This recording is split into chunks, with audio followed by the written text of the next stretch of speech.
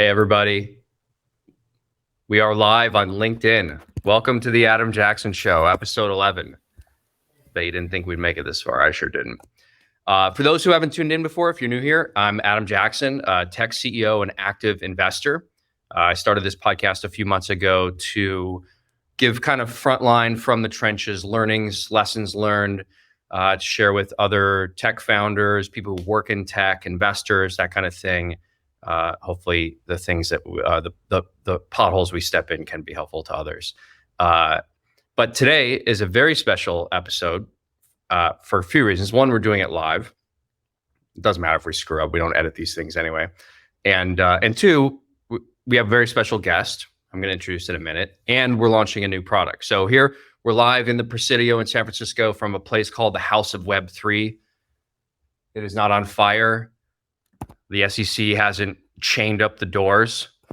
There's actually like 100 developers and designers here building away. It's a really cool place. If you work in Web3 and you're in San Francisco, you should come by.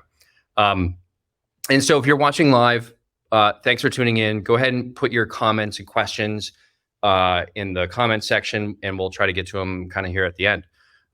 So today we have a very first guest on this podcast, Elena Luneva, the general manager of the professional network here at Braintrust. Elena is what you call a 10x contributor. She's an incredibly accomplished product leader and a really fascinating person. She's actually almost exactly been with us for a year. She actually started early June of last year and has been really busy building this professional network. I've actually, if you've watched the show before, I've actually mentioned Elena before. She's has this unique career path. She'll introduce herself in a second, but she's one of these people that comes in after product market fit in a tech startup, builds it, gets it to scale, and then leaves kind of before the managerial class takes over. And so we're at Braintrust, we're going to skip that last step so we don't give Elena a reason to get bored and leave. Before we introduce Elena, I'm going to talk about quick background of what the professional network is. Elena's going to show it to you, but what is it and why did we start it? So about 18 months ago, we were, building Braintrust, and the economy was basically inverted from where it is now. We had way more clients than we had talent. We had actually a waiting list of clients to come on. We were trying to get talent to sign up as quickly as possible, but everybody was busy. The economy was booming. Basically the opposite of what we have now. And so we saw this gap where we want to build something on Braintrust where people can come and get value who aren't necessarily in the market for a new job. And so we talked to hundreds of users that were already on the platform, and we started to find the signal where folks really wanted career advice and mentorship. How do I get to the next level of my career? Or, if it's the spectrum of like, hey, can you help me negotiate an offer letter with a very specific company?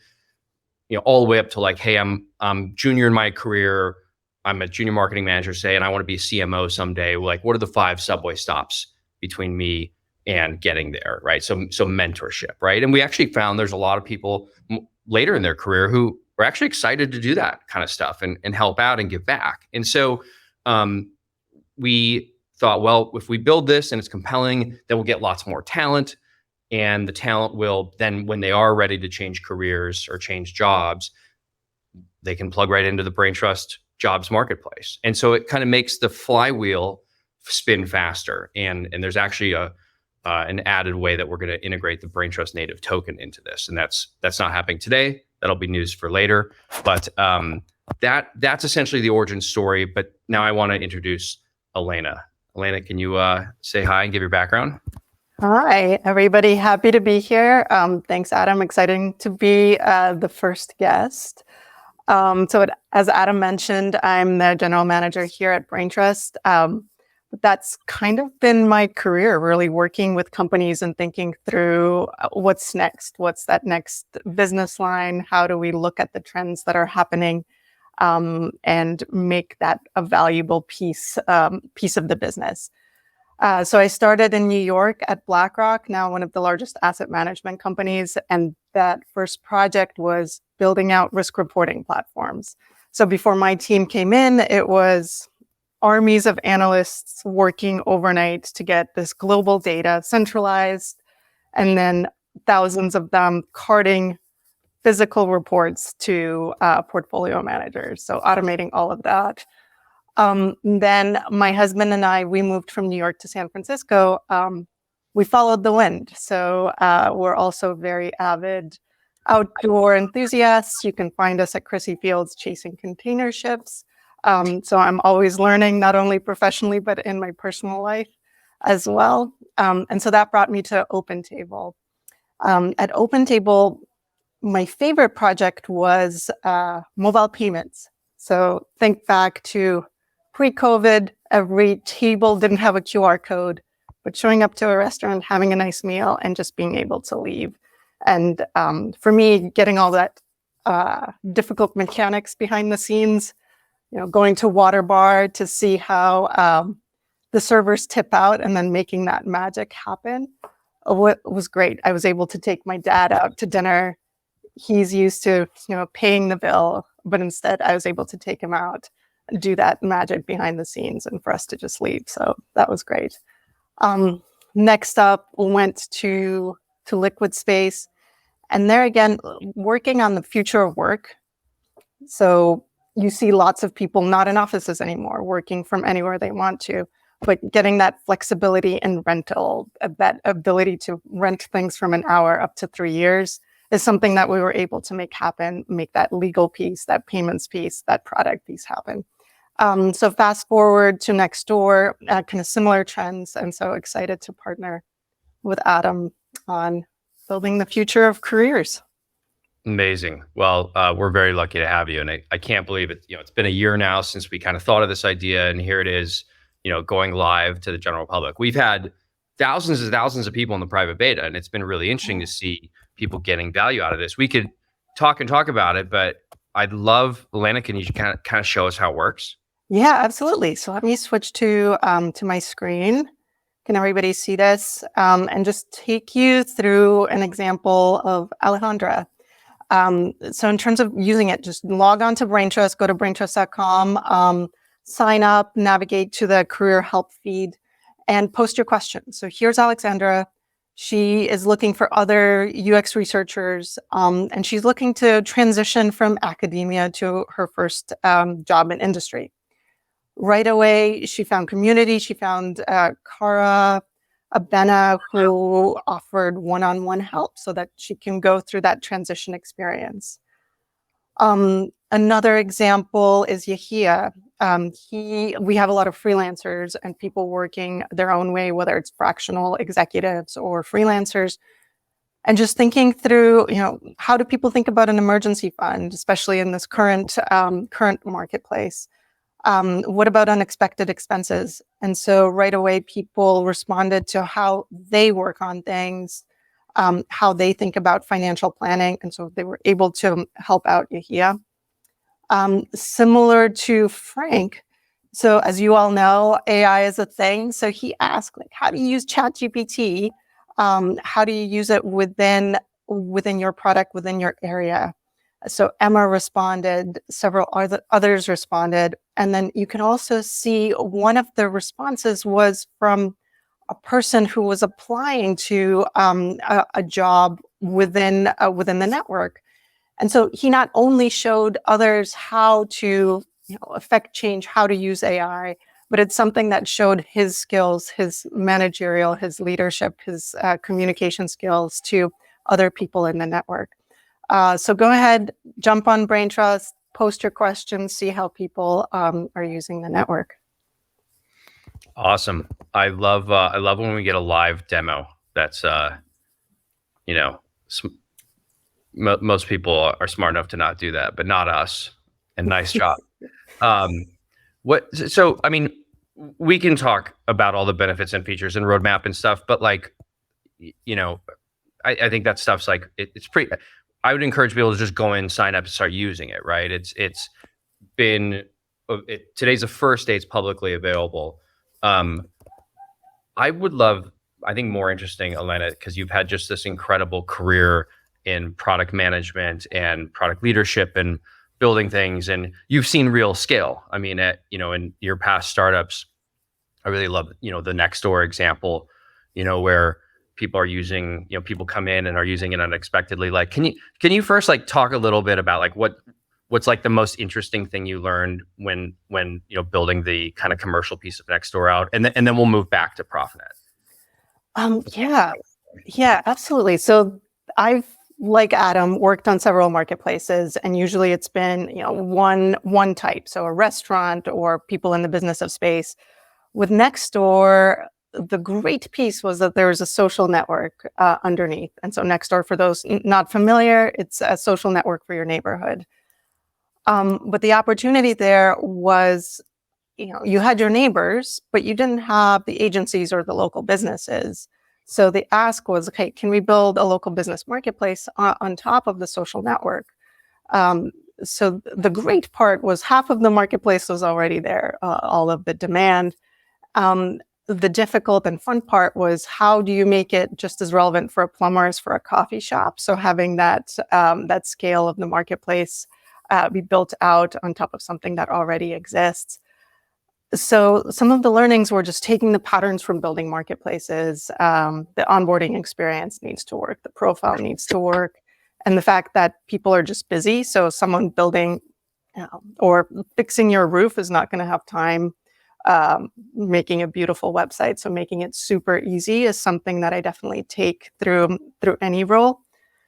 But the good parts was just that scale and optimization of how do we find the common threads and really launch those in a way that we can learn, and then focus on the things that are different. And that's where a lot of my team came that helped. So Nasser, for example, really looked at the business model for different types of businesses and the commonalities around those, so that we can really make sure that the business model works for those. And so those are some of the learnings in scaling quickly. So you, I mean, it's so impressive. I mean, you really oversaw and created a lot of scale at Nextdoor, and the co-founders there, Nirav and Sarah, are friends of mine, and as I mentioned in my last episode, they introduced me to Dr. Phil, who I started my last company with. So I feel good that we can keep all of this talent in the family here, so to speak. But so switching back, so I mean, this podcast is all about lessons, right? Lessons from experienced people. I'd love to hear kind of like three points on your last year at Braintrust. Like, what's been like through, it's obviously like going 0 to 1 on this stuff is really hard. I think it's one of the hardest things in the world. You've done it several times. Like, what's been the best part? What was the hardest part? And what's maybe like one lesson you've learned that you think this audience would benefit from? Yeah, absolutely. So I don't know if I'm a glutton for punishment, but this is what I find really fun, that 0 to 1, where you don't know. Like, I think I come with a lot of patterns and a lot of pattern matching and the background of marketplaces. But that nervousness, that being a novice, that learning curve is something that I just thrive on and I find really exciting. And so that's been tremendous and amazing this past year. Well, you'll always be happy here then. Yes. I mean, Adam, for those of you guys don't work with him on a day-to-day, he's always ahead of the curve, looking at all the new trends. The last thing is, how do we automate and use AI for everything? So he's definitely pushing the team, and that's what excites me. So I keep learning. So keep that, Adam, and I think I'll be happy. What about the hardest thing? Yeah, the hard part is, I think everybody talks about vision and strategy and how those are hard things. I find the hard things are the execution, like the day-to-day grind of perfection. And I'm lucky to work with fantastic people like Lacey on the design team. But it's when things aren't automated, you're the matcher. When the AI training model isn't there, you're the one tagging the data. And it's all this stuff behind the scenes that you have to kind of keep enjoying the climb, so to speak, before you get the benefit of a launch. And then some of the learnings is just how people use your product. And I think that's a lesson for me. Every product manager, I think, has a vision of this is how it should be used. And then people get in and they use it for their use cases. So a lot of people that come to us are looking for jobs. So there's kind of people that are trying to do that. And what I've learned in my career is to pay attention to that. It's not who you designed it for necessarily, but those are your most hungry users. So how do we continue to sort of pivot and make it valuable for folks? Because there's a lot of eagerness, a lot of truth, a lot of opportunity there. So that's been a learning for me at Braintrust and past companies as well. Yeah, it's worth mentioning. We started with this vision of kind of what I said earlier, like, we built the network for people to get kind of direct peer-to-peer mentorship, things you can't really type into Google or necessarily find easily on LinkedIn. And yes, I'm aware we're on LinkedIn right now. I love it. Huge fan. And we're not here to compete with LinkedIn. We're here to kind of go a layer deeper. And it's interesting. And then when you build it, you finally open the doors and people come, and that's kind of interesting part is people use it for different things. And there's nothing like real world users telling you what they want, and then you iterate. Our job now is to iterate quickly and make this thing really achieve product market fit and hopefully virality. Yeah. Okay, great. I think now we can move over. We're bumping up on time. So are there any questions? Man, we had a lot of comments on LinkedIn. I'm not sure who this is a question for, but I bet Elena's got a better answer. Curious who's been your career mentor. How do they impact your career? Are there elements of your relationship you're trying to replicate using the professional network? I'm guessing that's for you, Elena. I think so many, and it really depends on which inflection in my career. And I think that's the beauty of the professional network, regardless of where you are. I think you can find your tribe. But I think my first mentor, Irene Eaglesfield at BlackRock. So I jumped into finance without knowing anything about finance. And so she really got me up to speed on value at risk and how we leverage different derivatives and securities. And so that kind of baptism by fire and getting me up to speed was something that stayed with me, and something that I definitely help others notice in their career. Like, how do you continuously learn? How do you keep improving your learning curve and build that culture of learning within your teams? How about you, Adam? For me, I mean, so the first mentor I can remember, this guy Kendall Fargo, who acquired my first company, and we went on to sell it to Intuit. It was a local shopping company. It was right when I moved here in San Francisco. Actually, I lived just down the street here in the Presidio when I started it, and I had never even heard of venture capital before. And Kendall is this more seasoned entrepreneur and really really excellent operator, and he kind of took me under his wing. And I was actually Frank Loeffler, one of our marketing leaders here, worked with Kendall and I, and Frank was a mentor of mine too. I mean, I learned so much from Kendall and Frank, and how to